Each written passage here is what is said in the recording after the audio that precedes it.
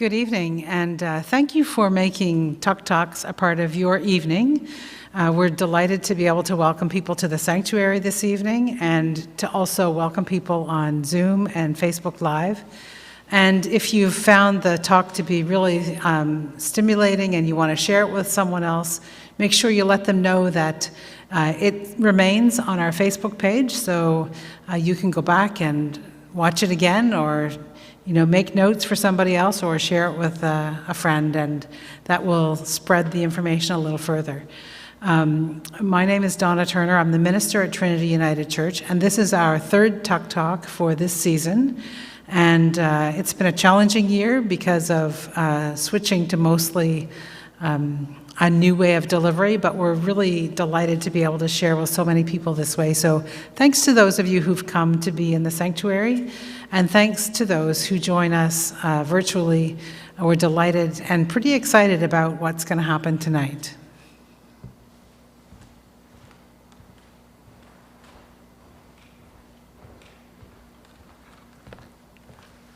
Good evening, everyone. I'm very honored to be a part of this presentation tonight, as I'm very passionate with the topics being discussed. First, I'll introduce myself. My name is Janelle Kleik, and I'm a small business owner here in New Glasgow. I own a upcycling shop, so we take clothing, textile donations into my shop, like old clothing that no longer fits, or you're just out of fashion and you're no longer in need of it. And I will take those items at my shop and use my crafting skills through sewing, imagery, and just adding something or taking something away from the garment to make it more modern, and then putting it back out for resale. Thank you. That's enough about me and my shop. I'd like to introduce our guest speaker this evening, Katherine Bremmer. She actually gave me an award through Divert Nova Scotia, so I have a great connection with this guest speaker, and I'd like to say thank you. Katherine grew up on a small beef farm in Upper Falmouth, Nova Scotia. She attended the Nova Scotia Agricultural College, now the Dalhousie Agricultural Campus. After completing a BSc in Environmental Sciences, she completed an MSc while working for the Nova Scotia Federation of Agriculture as an environmental farm plan coordinator. She worked for the Nova Scotia Federation of Agriculture for 15 years before joining Divert Nova Scotia as the Program and Development Officer in 2018. In this role, she worked with the solid waste regions to deliver solid waste education and enforcement programs, as well as other like-minded organizations that worked towards reducing and managing solid waste. This presentation will include topics about challenges and opportunities with Nova Scotia's waste management. Nova Scotia has long been viewed as a leader in waste management. But what does that mean, and where can we improve? This talk will provide an overview of how Nova Scotia manages solid waste and Divert Nova Scotia's role in waste management and reduction. Katherine will discuss some of the current challenges we are facing with waste management, the solid waste research happening with the province, and opportunities to improve waste diversion. The presentation will also touch on our little litter problem, tips and tricks to improve your individual waste management, as well as how we can all make an impact by refusing to waste. So thank you, and I will let Katherine take over.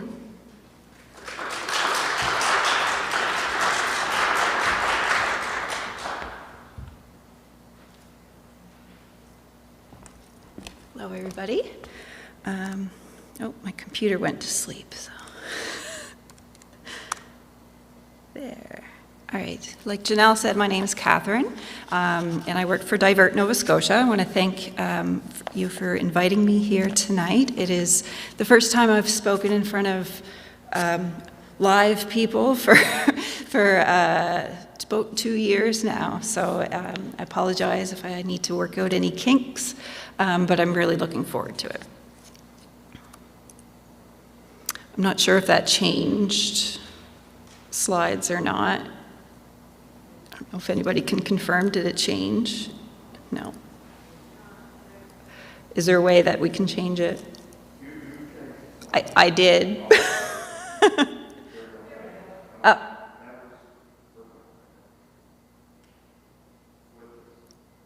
So I have up here an outline slide on my computer of just what I was going to talk about. So I can just, nope, it's not moving. Is there a way that? Yep. It's one of the, yeah. There. So I'll just tell you when to progress. Oh, okay, perfect. So I just wanted to have a little outline. It helps me when I present just to kind of give a little bit of a framework of what we'll talk about this evening. So I'll give Divert Nova Scotia in general, and then Nova Scotia solid waste is pretty complex. I get really excited and geeked out by it, but not everyone does. So I'm going to provide a brief overview of Divert Nova Scotia and the history, as well as Nova Scotia solid waste and how we handle our waste and the issues that are out there. There are a lot of challenges, but there's also a lot of really cool opportunities. People like Janelle who are doing their part to reduce waste, and also industry, research. It's really quite exciting. And then of course we'll have time at the end for some questions. So we'll go to the next slide.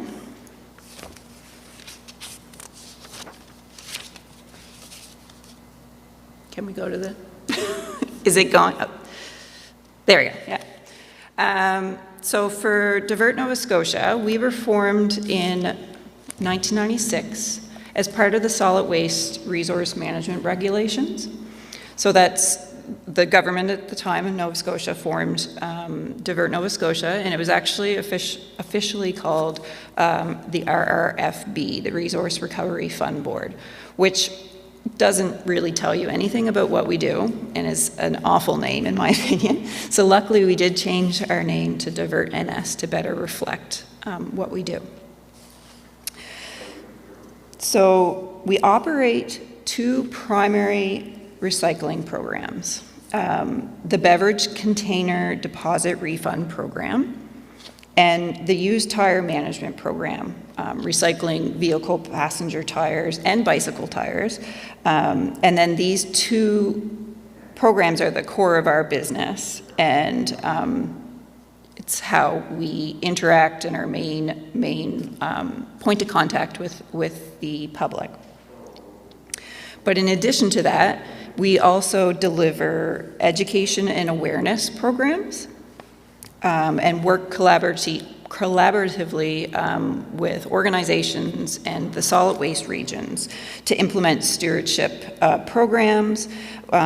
We fund research and development initiatives based on waste management and waste reduction. And we promote innovation through the development of, funding the development of value-added manufacturing.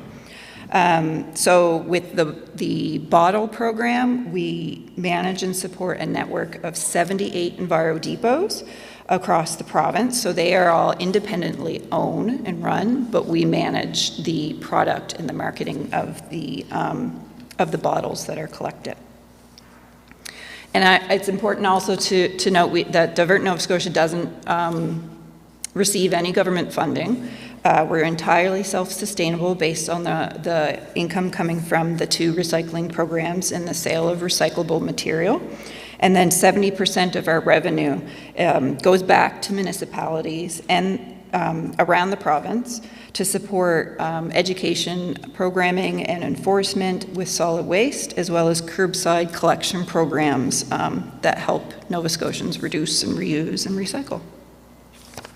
So I'll go to the next slide. So in general, we champion recycling in Nova Scotia. So we were formed in 1996, so for over 25 years, we've worked to foster a culture of recycling in Nova Scotia.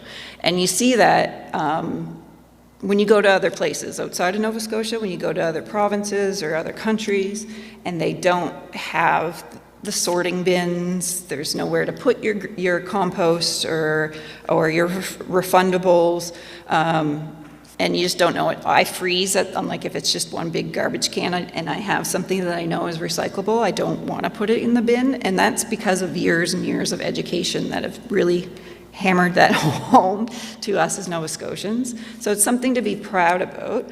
However, recycling isn't the answer, and we all know that from what's in the news and what we've heard. And so we're evolving our messaging and our education to shift from recycling to more of a culture of refusing to waste.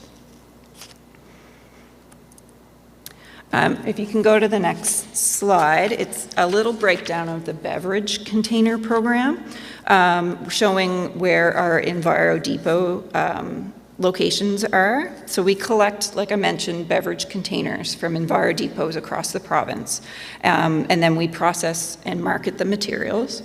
There's 78 depots where you can take your refundable beverage containers back, and the last fiscal year, there were 511 million containers which deposits were received.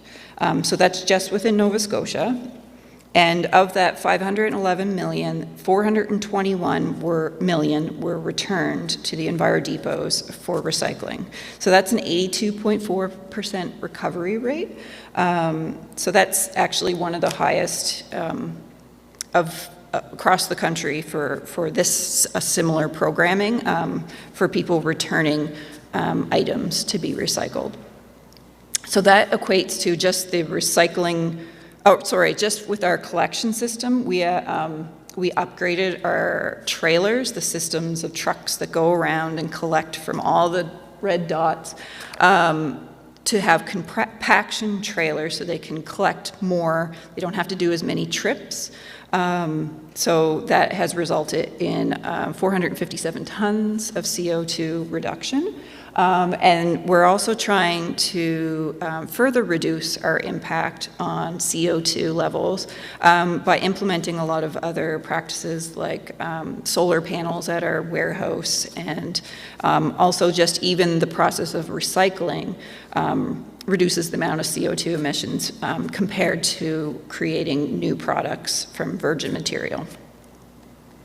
I should note too that on our website there is an easy way to find your closest Enviro depot, and these Enviro depots, they're locally run, and they often they don't just do beverage container recycling, they do other things like batteries or scrap metal, various electronics, and even those aren't part of the Divert programming. On our website, when you search up to find your depot, it'll have listed what other services are provided. So there you'll get their hours of operation and their location and the things that they will provide. If we can go to the next slide. There's a bit of a breakdown because you've all heard the kind of the doom and gloom of recycling, and that it doesn't really get recycled. The products that are going through our depot systems, the beverage containers, we can say that they are getting recycled. Actually, 43% of them are processed right here in Nova Scotia. So those are the plastic bottles are going to Amherst to be flaked. And then they're shipped to the U.S. where they're made into pellets, and then those pellets are used to make new beverage containers or to make automotive parts, sometimes even clothing. 7% of the beverage containers in our system are glass bottles, and those are ground into sand here in Nova Scotia and used in a variety of things like drainage. And there's always research ongoing to find ways to use that glass. 54% are aluminum cans, and these are marketed to the US, melted down into sheets of aluminum to make new containers. The neat thing about aluminum that's unlike plastic is you can continuously recycle aluminum, whereas plastic will eventually degrade or you can't recycle it endlessly. Aluminum, you can continuously recycle it, and it takes as little as 60 days for one can to get recycled back and then on the shelf. Beer bottles, glass beer bottles are not part of our program. That's run by the Canadian the beer industry. And so they are still collected at the Enviro depots, but then they go, they're not part of our program when we do collections. If we can go to the next slide. The other program that we run is the used tire management program. So when you get your tires changed at the garage, you can leave your old tires if you're not going to use them anymore at the garage, and then we organize the collection from the tire retailers. So there's over 950 tire retailers across the province, and we coordinate the collections from them. Our last fiscal year, there were 1.4 million tires sold that the environmental fee was collected on, and 1.4 million tires returned. So just over, because we had a recovery rate of over 100%. That's likely due to like older stockpiles of tires being collected as well, or people cleaning up. So it's not usually this high, but it's usually, 80-90%, so that's pretty good collection. If we can go to the next slide. For waste in general, so Divert Nova Scotia, we handle those two programs, but as I mentioned that we were formed with the solid waste regulations, but also at the same time, the province was split up into 7 solid waste regions, and those regions are responsible for how curbside waste, and other waste generated within those regions are handled. So on the map, we have Cape Breton, there's Eastern, and Eastern split into the Pictou County solid waste, which would be the great folks here, and Antigonish, Guysborough, and there's the northern region, HRM, Valley, South Shore, and Western. So each of those regions have an authority or a municipality that kind of manages or looks after how the waste is managed in that area. If we can go to the next slide, it'll show the landfill. So that's where garbage goes. So anything that can't be that doesn't go into recycling or compost. We have 1, 2, 3, 4, 5, 6, 7, 7 landfills across the province, and they're on the map there with the letters. So there used to be, before regulations about the like environmental-based regulations on what a landfill looks like, and has to have a liner and be able to collect any leachate coming from it. There used to be landfills, multiple ones in every county, but they weren't regulated. There was no system to collect any of the runoff or leachate. And then these ones, as the regulations came into effect, these landfills were established that meet the environmental standards. And if we can go to the next. This is this is outdated, but it gives you an idea of the breakdown of the different waste materials and the waste, how it's handled, and the operations that are out there. So it has a population of 950,000. We know that we've reached 1 million. So, and actually the municipality numbers also date it, because I think that there's fewer than that. There's been changes, but we do have the 7. Those are the second generation landfills. So those are the ones that are regulated and have a treatment set up for any leachate to be collected and treated. There's 9 material recovery facilities, or MRFs, and those are the recycling facilities. 15 organics processing facilities, so where our green bin waste goes to get processed. 17 transfer stations, so areas that don't have a landfill, they would still have a collection point for where the garbage trucks and all the trucks come, and then it gets separated and goes to either the MRFs or the landfills or the organic facilities. And then there's also 32 construction and demolition debris sites, so sites specifically dedicated to C&D waste. In addition to that, we have our Enviro Depot network. There's also EPRA drop-offs for electronics programs. There's tire drop-offs, and then there's also the textile drop-off bins that you see throughout the province in parking lots. If you can go to the next one. This pie chart is really cool. Well, not really, but it's interesting. It's a breakdown of our last province-wide landfill audit. So Divert undertook this audit in 2017-18 and hired a consultant to go through garbage that went to the landfills across the province. So it was probably not the most pleasant job to sort through everybody's garbage, but they found, and this is just like the tip of the iceberg of what they found, because they actually went into a lot of detail of like what the material is and what it is, and like each of these categories were broken down quite a bit. But in general, there's a lot of material going to the landfill that shouldn't be going to the landfill. So organics material is actually banned from landfill. But you're seeing 24% was in the audit. Fiber, 13.3, so that's like cardboard and paper. And plastics, so a lot of plastics should be going into the blue bags and the curbside recycling, but there's 21% plastics going into the landfill. So it just illustrates that although Nova Scotia is really good at sorting, there's always room for improvement. And maybe sorting isn't the be-all, end-all to reduce our waste in landfills. So especially with organics,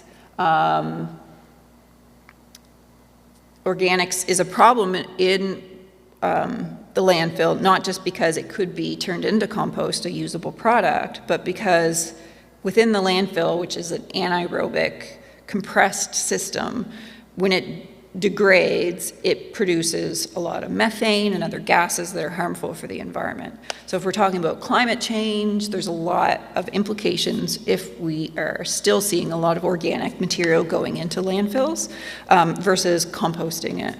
And then also just ways to reduce it in general in our daily lives, so not as much waste is going to the landfill and filling it up, because we only have so much room. I'll go to the next one. So I kind of touched on a little bit of the challenges, but there are a lot of challenges with waste and waste management. I'm just going to touch on briefly a few of them, but if there are any others that anybody wants to bring up at the end, that's great. These are the ones that I'm most familiar with, but it is a very,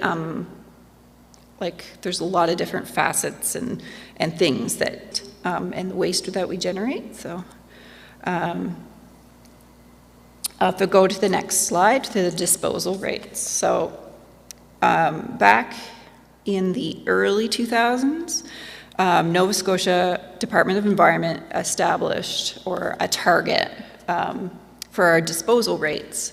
So that's how much waste each individual person creates based on how much garbage is going to landfills. So they established a target of 300 kilograms per person per year. So that means each of us here, that's how much they want us to be creating to be more sustainable.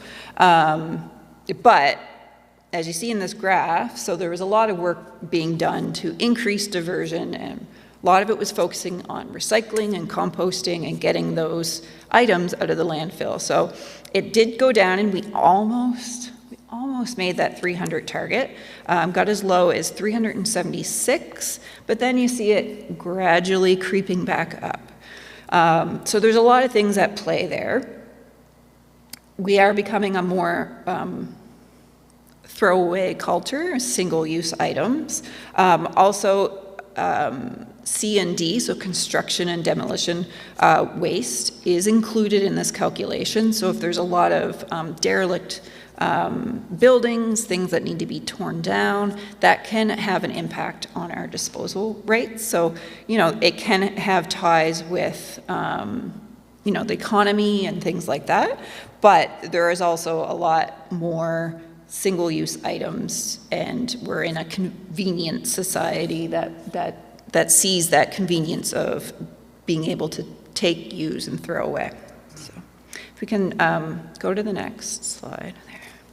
So like I mentioned, the single-use items. So these are all single-use items in plastic, and they have their place. A lot of them do have their place, and they're durable, and they are, especially with COVID, there you see a lot more of these. And then we have the PPE, the gloves, and the masks, all disposable. So there's some safety implications of using single-use items, and especially with COVID. But in general, reusable items are still safe, and aren't generating all that waste. And of course, these single-use items also aren't being disposed of properly. So if we can go to the next slide, and you'll see some pictures that I think most people have seen in the news or in social media. So when we use these single-use items, they don't just go away.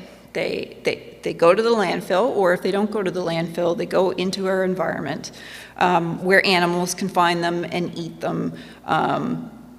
It's pretty horrible that this is happening, and it's really, we know that we're the ones that are doing it. So maybe we'll go to the next slide before it gets too depressing. Maybe not. So litter and marine debris is a big issue. So especially in the spring, you see along the roadsides, when the snow melts. We do have a litter problem in Nova Scotia. There's a litter problem really everywhere, but for a province that's so good at sorting and waste management, and people are so passionate, there's still so much litter around. So it's costly to the environment, to wildlife, to tourism, equipment, labor. There's numerous volunteer groups and organizations and governments and municipalities that are focused on litter, and it's an ongoing struggle. There's hard work being done with the collection of litter, but it's just, you clean it up and it's back. And of course, with COVID-19, we've all seen the single-use, the disposable masks on the ground, or the gloves. So it really, the last 2 years have really illustrated this problem. And I think with people being home more, taking more walks, they see it. So there are more people that are passionate and pick up litter, but it is an ongoing struggle. If you want to, thank you. Divert Nova Scotia identified this as an ongoing issue, and it's actually one of our focus areas going forward on how to reduce litter, so preventing litter. This past summer in 2021, we did a roadside litter audit. So we hired a consultant to go along and randomly chose locations along roadsides and do an audit. So they had a set size, and they would pick up all the litter that they found and then classify it in different categories. And so this was the top, like the top level. They got into, I think there was 13 main categories and 96 subcategories within the main categories, and they did more of an analysis on small litter and large litter. Like, it's like a 60-page document of just litter. Anything you want to know about roadside litter, it's in there. But this is just the high level, the main categories. And of course, other miscellaneous, which doesn't really tell you a whole lot, but within that, that's just like scraps of plastic and random objects and things that just couldn't be categorized. So it's a lot of broken pieces off of things. 13% were cups, so hot and cold beverage cups, so like Tim Hortons, McDonald's, drive-through cups. Food wrappers and containers were also up there, and confectionery snacks, so like chocolate bar wrappers and chips. When we lumped all like the takeout material together, so food wrappers and takeout extras and the bags, the paper bags, it was on par to a roadside litter audit that Nova Scotia Environment did in 2008. And the top brands were pretty much the same as the top brands that were identified in 2008. The number of pieces of litter, pretty much right on the number of pieces of litter, 2008. So it's not, the problem isn't going away. It's been around, and it was around before 2008, but it doesn't seem like much is improving on the litter front. And when we get into another challenge is food waste. So I mentioned about the large percentage of organics within the landfill, and food waste in general. Canada's really good at producing waste and producing food, and we have a wide selection of food available, but 58% of the food produced in Canada is either lost or wasted. So lost means that it's on the farm level. So usually it could be like a weather event, or it didn't meet the standards of the store that was purchasing it, or they grew too much and they didn't have a way to sell it. So essentially it's lost on the farm. Whereas waste is defined as anything beyond the farm. So at the retail level, in the home, that's food waste. If you purchase something and it sits in your fridge and shrivels up and gets all stinky, goes in your green bin, that's food waste. So 63% of the food thrown away could actually have been eaten. So that could be maybe your yogurt expires today and you don't want to eat it because you never know. Really it's not an expiry date, it's a best before. It's likely 100% fine to eat, but a lot of people throw it out because it seems like it's not fresh, or they just don't want to eat it, or it's a little bit wilted. So the average Canadian household wastes 140 kilograms of food a year, which equates to more than 1,100 per year. So that calculation was done a couple years ago. It's likely more than that now with the prices increasing. And in Canada, 2.2 million tons are wasted food per year, which equals, at the time, $17 billion. So it's, again, in Nova Scotia, a lot of that food waste would go to composting, but that's still a lot of energy for the collection of the green bins and the process of composting, and for the amount of food waste that may end up in the landfill, then that's more CO2 and methane being produced when it's in the landfill. Next. So that was like the doom and gloom part of the evening.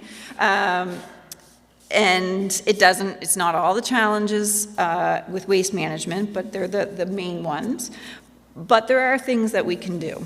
And the thing that I like about, that gets me excited, and what I like about working in the waste management field, is waste is something that as individuals we can make an impact. It's something tangible that we can do, that we can see the difference. Whereas some of the bigger issues, maybe we need to rely on big companies or government to really have a large impact. With waste, you can do a lot yourself and see the results. So we'll get into what we can do. So what you can do, or we can do, or individuals can do, is don't worry about doing it perfectly. A lot of times it can be really overwhelming, especially when you see all the people that can not create any waste, and they have the little mason jar of the waste they create in a year. Like, that's very overwhelming, and they didn't get to that overnight. It's something that people work on. So we don't need everybody doing it perfectly, but just little things and big things will make a difference. So one of the things is to talk about waste. Educate yourself, friends and colleagues on these issues. Have events like this. Talk about waste. Make it like an ordinary thing to talk about. You can organize cleanups, so litter cleanups on shorelines or on the roadways, in parks, and then maybe talk about the waste, like where things come from. Are there lots of brands? Are there certain single-use items? And is there something that can be done about it? Audits are really cool if you like numbers and spreadsheets, but it can be really simple of just to, you know, really look at what's going in your garbage bin, what's going in your recycling, how many bags are you putting out. At work, you could have challenges, even household challenges or personal challenges, where you can say, I'm only going to have coffee out in town if I am using a mug or my reusable container. You know, maybe reusing items, using your glass jars instead of using the like throwaway, takeaway items. So things like that. So those are all little things that we can all do, but you don't have to do it perfectly, but you just have to work on it. And you'll see, especially with your individual household, an impact of those decisions. I'll go to the next one. So these are just some single-use item alternatives. So plastic bags have been banned, but in Nova Scotia, but there are lots of really cute reusable alternatives.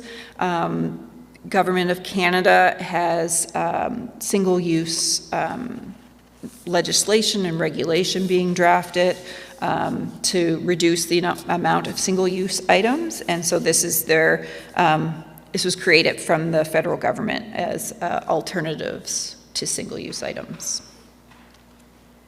And if we go to the next slide, it shows these are local examples. So the Tear Shop in Halifax, and I think there's a couple other bulk stores or stores that offer bulk items. So you can reuse all your glass containers or yogurt containers, and instead of purchasing plastic wrapped produce or plastic containers full of products, you can take it to the bulk food store and fill up your own containers. And then there's also items like a reusable mop that just has a rag and a stick. So sometimes it's just little things that you can do, so you don't have to purchase brand new and single use. Go to the... So circular economy is a really big buzzword with waste management. And some of you may have heard of it or seen like a diagram similar to this. But essentially, a linear economy is you make a product, you use a product, you throw a product out. Everything works its way to the garbage, very straight line.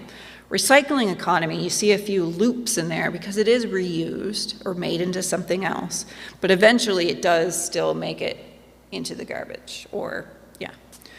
Circular economy is the process of designing products and using products in a way that waste is minimized or eliminated.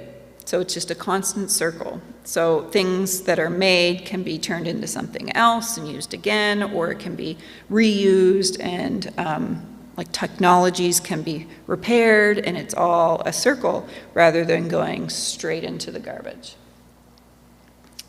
So, next slide. So these are examples of the circular economy. So this is a new test pilot that Burger King is doing. So these are actually reusable takeout containers. So they have a system where you would pay a deposit on them, and then they would have a collection point either at the restaurant or somewhere else central, and then you could return it to get your deposit back. So that isn't available currently in Nova Scotia, but I think that they are test driving it in Toronto in larger areas. There's also thrifting or upcycling old clothing, like Janelle. So that instead of throwing out your clothes that only last a year or two because they're poorly made, but cheap, you go to a thrift store. Usually there's some older products there. They're better made. You can they last longer. They're cheaper, and they are better for the environment. There's also programs like what IKEA has, where you can recirculate, take back. They have a sell back program where you can take back your old furniture, and then you get a credit towards new furniture, and then they resell it. They have a special section of pre-loved items, or they do minor repairs, sell the parts even. So that's a way to, those items then don't go into the landfill. There's another one here, I think, coming up. There's also, repairing is a huge part of the circular economy. But as everyone, like with the amount of technology that is going into everything, it is really hard for normal people to repair items. Things are often built with planned obsolescence. So they know it's gonna, like an iPhone or a cell phone, they know that it's gonna be obsolete, or there's gonna be the newest, greatest thing in another year. So they have copyright issues for fixing. A lot of technologies in like tractors and vehicles, everything is computers and technology, and there's legislation that prevents people from just the backyard mechanic fixing things. So Europe is actually has some right to repair legislation that requires the people making the products design them so they're easier to fix, and that it'll allow people to fix. You don't have to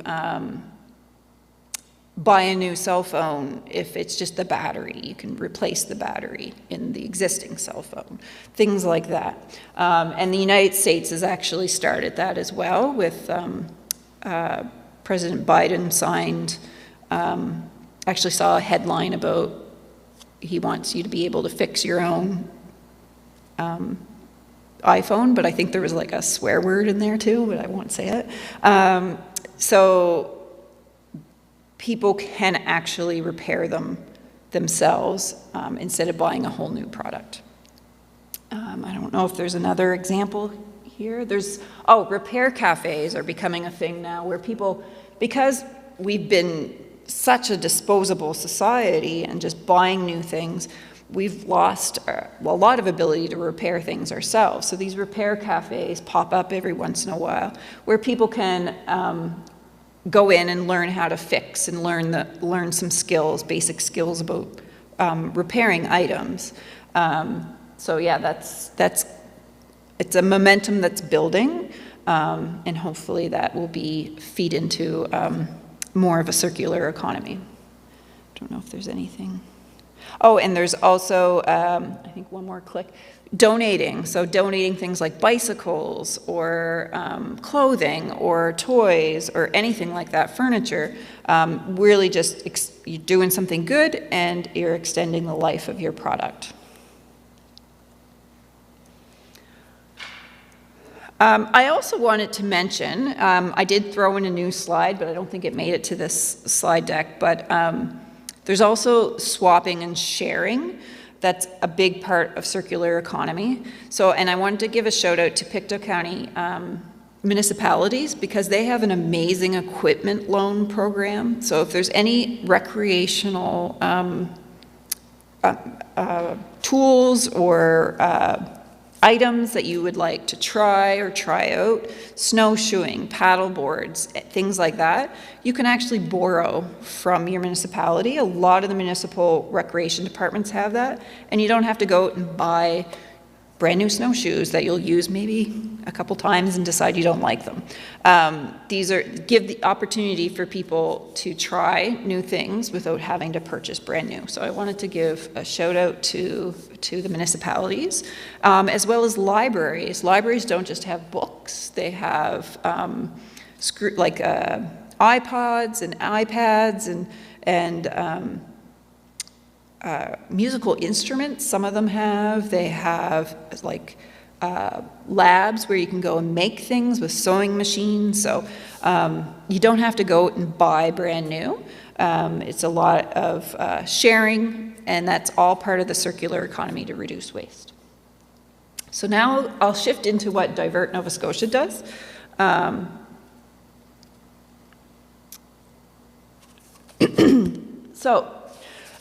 of the things that Divert does was research and innovation funding. So there's 3 programs. I have the links up there, so I won't get into it too much, but we provide grants for student research, research and development, and also value-added manufacturing. So taking a waste product and making it a value-added product. So there's links there if you want to go and look at the details for those, but that's one way that Divert supports or addresses some of the challenges to get more research into waste management, waste diversion, and reduction. If you want to click to the next slide. So this is just more of that picture. So this is Oberland Agri-Science, and what they do is we provided funding for their initial research and setup, and they take green bin waste and other organic waste. They have black soldier fly larvae that are actually in there, all squiggly in that bin, eating the organic product. So the larvae actually, they grow to a certain size and they can be used. They're looking into having it as a replacement, a protein replacement in livestock feed. And they also do sell them live for like backyard chickens and things like that. So that takes a waste product like the organics and then creates a valuable product in the end. I think this is another example of a business that receives some funding. They take past its prime fruit and vegetable waste from grocery stores and dehydrate it and do something and turn it into a plant-based protein powder. So again, taking something that would normally be wasted and putting it into a valuable product. And I think there's another couple examples. We do a lot of work with social enterprises. So like Summer Street Industry here in New Glasgow, because they do a lot to divert waste. And so we provide some funding to them to help them with that. So this is an enterprise that took wood shavings from they create wood products, do woodworking, and they combined it with I think some wax and wax cardboard, and they're making fire starters that are sold to campgrounds. So it's taking a waste product, making it a valuable product. And I think there's one more example, the marine waste. So we did fund a research project that kind of tried to categorize the items that are found in the marine environment, so ropes and fishing gear and things like that, and also trying to identify the best way to dispose of it and if there's any opportunity to recycle that product. We also do a lot with education and awareness. So this is my bread and butter. This is what I do in my daily role. So we provide funding to the solid waste regions for their waste educators to go into schools or go to events or provide education to the public about waste sorting and waste reduction. So there's a picture there of Kirk Simmons, and he's in the classroom teaching the kids about proper sorting and where things go. We also create lesson plans that are curriculum aligned, so teachers can use them in the classroom and have some learning outcomes, but also enforces a lot of waste reduction messaging. Go to the, we have a video series that we just created last year. It's really exciting, and it's a 3-part Waste Not News series. This one focuses on food waste, and it's targeted at like grade 6 students, but I think it's enjoyable to watch. Encourage you all. So Sam Sortwright is the investigative journalist in the video, and she goes out to farms, retailers, and also looks at home food waste and what we can do. And it's all Nova Scotia based, so you'll see Nova Scotia faces, and talks about what we as Nova Scotians can do to reduce food waste. And that's all on our website. I have the link at the bottom there. We also have, I should mention, not up there, but we also have Waste Reduction Week and other educational campaigns. So our most recent one was focusing on the importance of swapping, sharing, and thrifting rather than buying brand new. So that's another way that we educate the public, trying to make it cool and so people see the benefits of those activities. And then litter, which is everybody's favorite topic, and mine too, actually. So I mentioned about our roadside audit this past summer. So that categorized litter along roadside. We're actually just wrapping up an additional research project that looks at the behavior of litterers. So to better understand who is littering and why, because we want to work at the prevention part of littering. And it doesn't always make sense why people litter. And what we're learning from the behavior research is it's not just one type of person or one category of person that litters. It's more of the situation that they're in. So they might not normally litter, but maybe they're walking 20 minutes and they've got a container full of ketchup and they see somebody else had put litter somewhere and they think somebody's got to pick it up, so they're going to add to that litter problem. So there's just understanding some of that behavior so we could implement a campaign, so an educational campaign, but also implement interactions or changes that will change people's behaviors. So whether it's certain messages on our disposable cups or if it's certain messages or placement of garbage bins, that's what we're aiming to develop that will actually have an impact, hopefully. And the picture up on the slide is some of the items that were found as part of our litter audit, and this is a gigantic pickle jar that I found in my in my cupboard. And so you see a lot of that is cigarette butts. There's bottle caps and wrappers. So this is the small litter that they found on a site, just to give you kind of an idea of the type of stuff that's along our roadside. Still on the litter note, we do provide some funding for the Adopt a Highway and Great Nova Scotia Pick Me Up, which are cleanup organizations and programs, so that after the litter is deposited on the ground, then this helps clean it up. So we fund those two programs, and municipalities also have been doing a lot of work with their own funding, with their own cleanup crews and campaigns, so that Let's Be Clear, Litter Doesn't Belong Here, that's originated in Halifax with HRM, putting litter in iconic areas around the city, just so people realize the impact a little bit of the litter that they're leaving behind. And of course, I want to touch on the Mobius winners.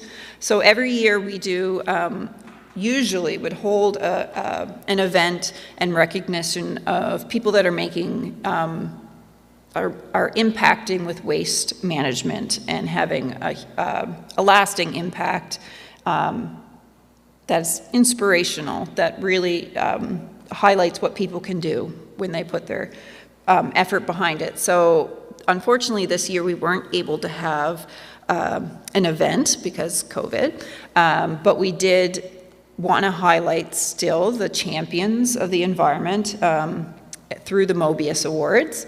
And so Janelle did the introduction, and we also, from Pictou County, Salt Springs 4-H, who has been a long time, I think Adopt a Highway, but a roadside cleanup. You do a lot with that.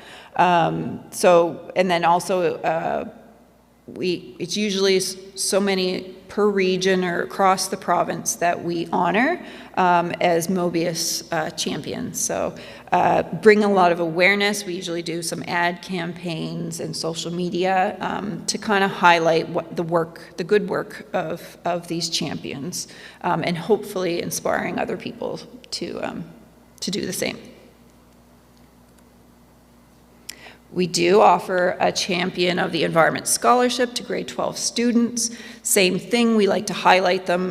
The work, some high school students do a lot of really good work, especially with the environment. They're very passionate, very inspirational, so we do give out $20,000 in scholarships. Actually, it is opening again this year, the 1st of March. So if you know any grade 12 students, send them our way. And so we give out $2,500 for regional winners, and then the provincial winner gets $5,000. And I really didn't know how to end this talk before we get into questions, but I wanted to highlight that just because it's garbage doesn't mean it's not great. And it's the really cheesy, it's called a garbage can, not a garbage cannot. So I just want you guys to leave with that inspiration about, even though we're talking about waste management tonight, it is something that is really important and something that can make a change. So I'll leave it there, and then if anyone has questions or want to chat about anything, then I'm here.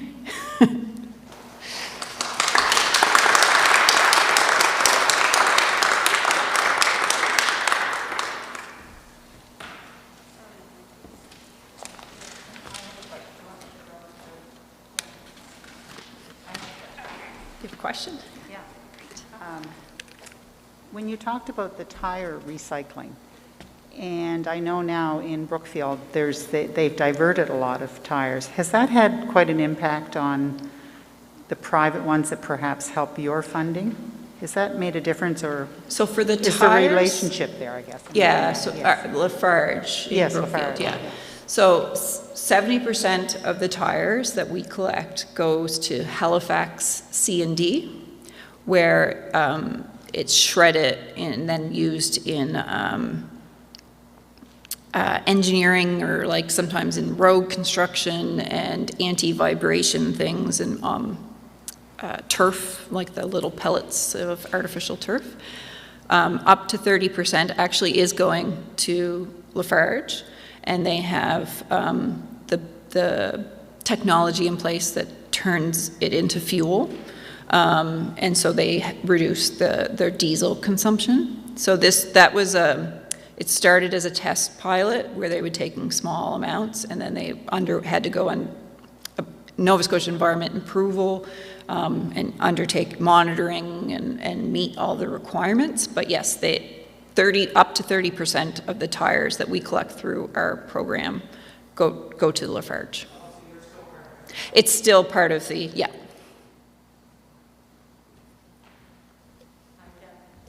I have two questions. One is on milk containers. Are there some that are recyclable and some not? And the second question is batteries. Yes. If you know anything about that. Yeah. So first, the milk containers, I'll answer. So milk, like cow's milk containers are now, they're not part of the Enviro Depot and our beverage container recycling program.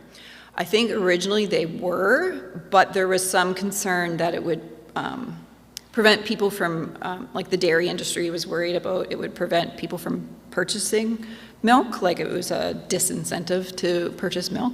So it hasn't been part of our program. And our program, the beverage container program, it's based on what's regulated and what's in the regulations from Nova Scotia Environment. So if we were going to start to do milk containers, there would have to be a change, and it would have to come from the government, the Department of Environment, to tell us that it has to be part of our program. The confusing part is that there are some milk alternatives that are part of the program. So anything that has like real dairy milk in it is excluded, but things like oat milk and almond milk are part of the program.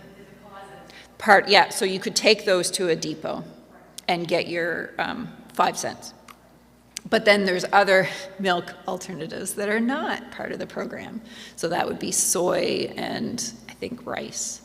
And I think it's based on like nutritional, so, and things like some supplements, like dietary supplements, they're not like Pedialyte's not part of, it gets a little complex with those things, but they are looking, other provinces are making it more cut and dry. These containers are accepting more of the milk containers, and I could see that happening in the future here to make it, because it does, when the regulations were drawn up and put into place, there weren't as many milk alternatives. It was mostly just soy when it was, but now there's hundreds, not hundreds, but there's a lot.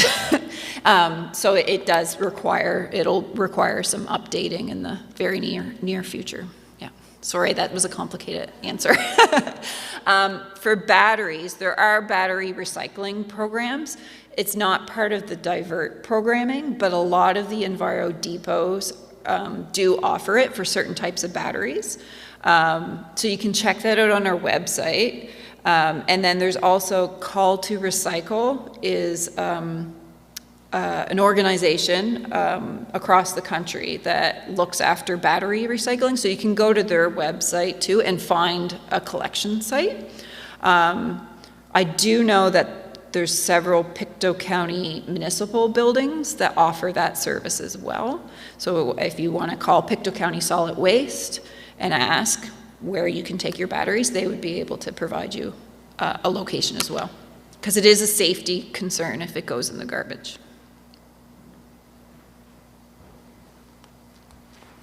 Katherine, I have a question. When I saw 53% of the waste, food waste, what is the Divert Nova Scotia doing to offset this in our province? Yeah. Well, we've done a lot of educational campaigns. So the picture that I had up there with the $ and the food rotting, that was part of our campaign. So we had some TV commercials and social media ads. So it's a lot of awareness and education with the food waste. We're also, through our research, we do fund projects that will help recover food waste. There's a lot of really cool businesses that are getting into creating products with like older vegetables or things that don't make it to the store but could still be edible. And we also work with the regions, so the solid waste regions and the waste educators, and to do a lot more outreach and education. The municipalities do check on green bins and their contamination and talk to the residents about food waste is one of the things that they talk to, and with their educational programming. So. Can I get one list? Oh, geez. I'm going to take a drink. From our people who were on Zoom and Facebook, And I'm going to ask them all, and you can decide which ones you're going to answer, because I know we don't have to be here all night. Okay, so somebody's asking how are tires actually used. I think you started to answer that, but if you had something else to say about that, you could. Yeah. How could we get suppliers to change their packaging? Because that's a big issue. And somebody is asking, are you saying that milk containers, both plastic and other, go to landfill? And one more question. If organic matter is a problem in landfills, why is dog poop in the regular garbage? All right.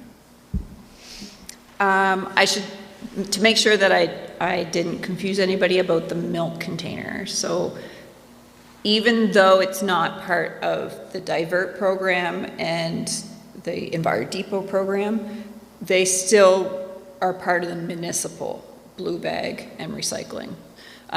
So the things that you put out curbside that are picked up in your blue bag, that would all be handled by your municipality. Those are still recycled. So it's just recycled through your municipal collection. It just doesn't go into the Enviro Depot stream where you would get a refund. So this, what was another question? Here's another one. Can anyone purchase fire starters from Summer Street? It's not Summer Street that does it, actually. It's a similar organization in Dartmouth that does the fire starters. But I think they actually were starting to sell them to the provincial campgrounds, so they may be available in other areas or the provincial campgrounds. But So maybe just the question about packaging with suppliers would be the right one. yeah, so I didn't get into extended producer responsibility because it's a little complex, but it does answer that question. So extended producer responsibility is a legislation that it's in other provinces in Canada, and it actually puts the onus on the producers of the packaging or the waste material to help cover the cost of collection and recycling.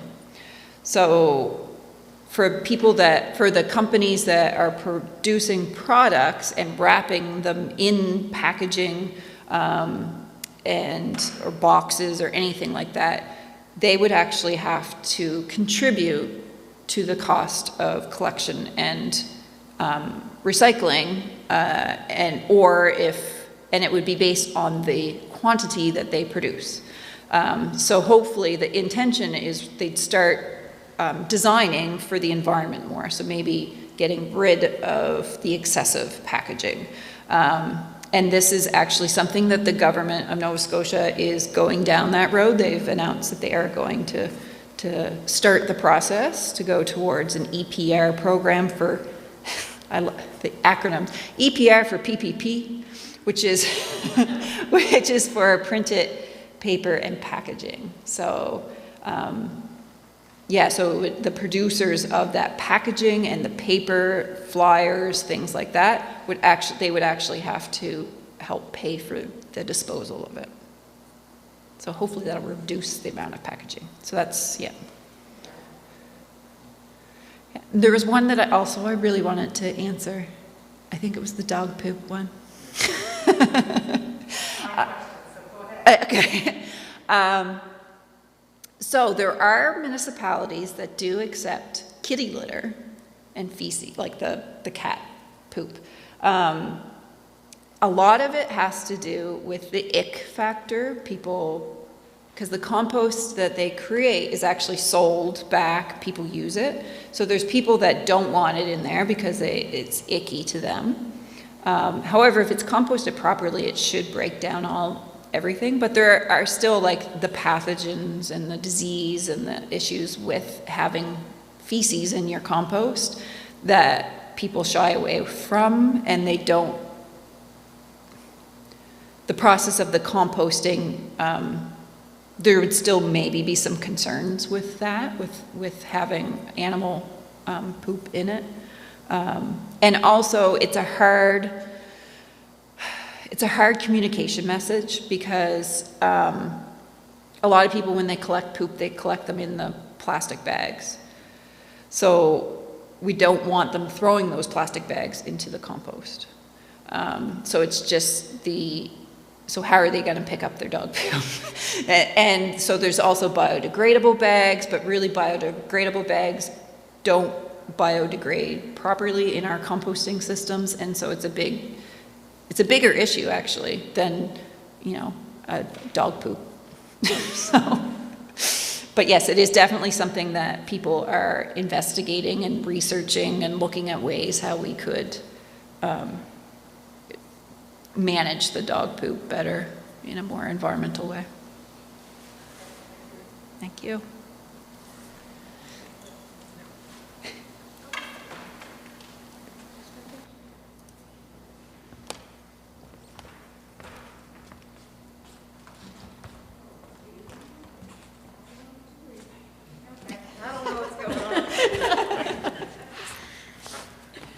Well, Shelby is to do the honors with Katherine, but I just wanted to do a little plug about 4-H. We did win the provincial award this year, which was a real shock to win it for the province. But our club in Salt Springs has been at it for over 40 years, so we kind of got almost in on the ground floor. Well, actually, it started with the Women's Institute, who were the original ones that got in on Adopt a Highway. And when the 4-H Club came along in 1975, they asked us to help them. And we did for a number of years, and I don't remember exactly what year. They disbanded and left through the garbage bags to us, so to speak. So we've been at it for about 40 years. And we've consistently stayed at it. One of the things, and maybe the fact that I'm a retired teacher, but we try to make the whole thing a family thing and an education thing at the same time with the Adopt a Highway and their link with the Department of Transportation, Infrastructure and Renewal, whatever the most recent name is. It was always a little bit of a battle that I had because we weren't supposed to use anyone under 12 to do highway cleanups. And I kept saying, if you get the younger ones, they're always the most keen ones. I've seen it for years. They're the ones that get all excited about what they find and want to do it and come back to the hall where we assemble and complain about how stupid people are to throw these things away. So it was an ongoing thing with me, but we persevered, and it always has been a real, not only a family thing within the 4-H, but it's gotten in Salt Springs so that it's kind of a whole community thing. The current minister, who used to be a minister in Trinity here, Reverend Jim Weber Cook, he always comes out and gathers garbage with us. In fact, our Facebook page for the club has a picture of him with a big bag of garbage amongst all the 4-H kids. And people from the church also get involved in doing it. So we sort of developed it into a whole community thing. And of course, along the way, there have been some accolades. We won a provincial award, I think it was about 2009, as the top youth group in the province for the litter cleanup and so on. But the Adopt a Highway people also run their little individual competitions.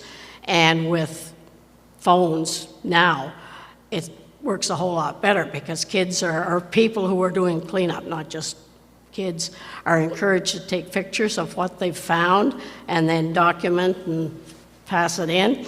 And some of the neat things that Salt Springs members have found are, well, one time, besides all the garbage, Tim Hortons cup, we actually found one with a $20 bill in it, which went towards the club, I guess.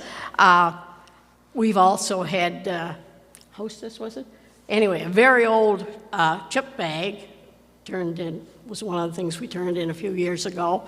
Another one that, I guess maybe because of my vintage, always amused me. One of the things that they found one year was a cross arm off an old telephone pole. Those of you who know what I'm talking about, with those great big porcelain insulators on them, and the young girl that brought it back, she said, it looks like a mushroom on a stick, but it's kind of neat. So that was one.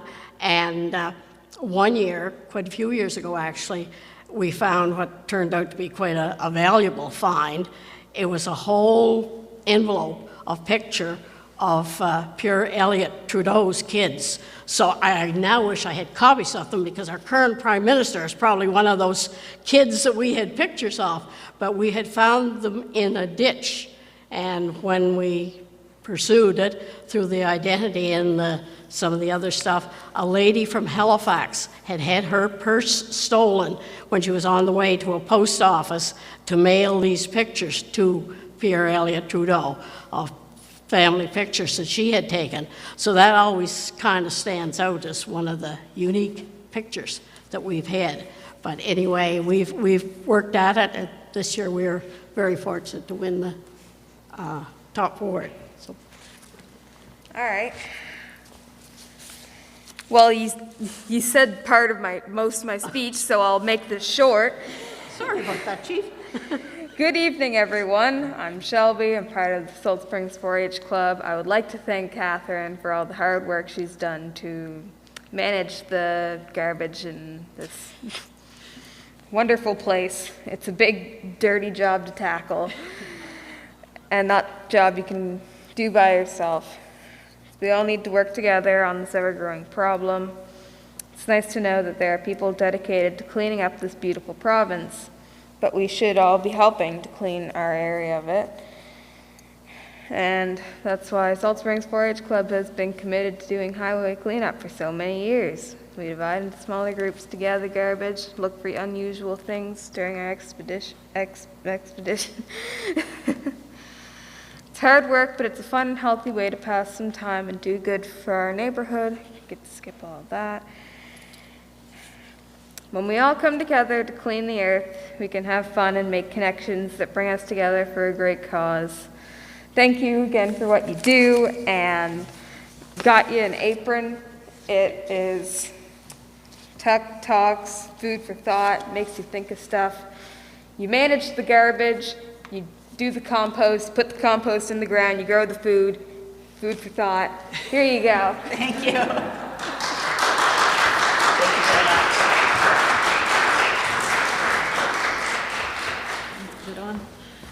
Thank you.